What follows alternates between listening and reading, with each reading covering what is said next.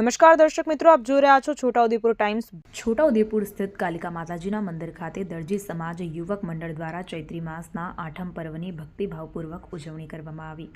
છોટાઉદેપુર ખાતે દરજી સમાજના યુવક મંડળ છોટાઉદેપુર દ્વારા ચૈત્ર માસ આઠમની શ્રદ્ધાભેર ઉજવણી કરવામાં આવી।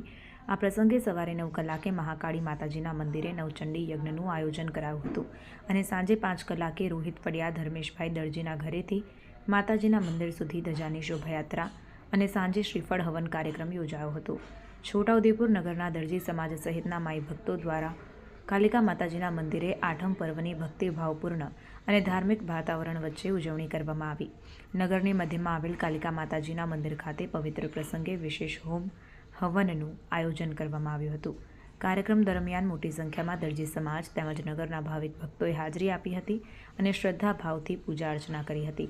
હવન દરમિયાન ધાર્મિક મંત્રોચ્ચાર સાથે વાતાવરણ ભાવમય બની ગયું હતું। ભક્તોએ કાલિકા માતાજીના દર્શન કરી આત્મિક શાંતિ અને ધન્યતા અનુભવી હતી।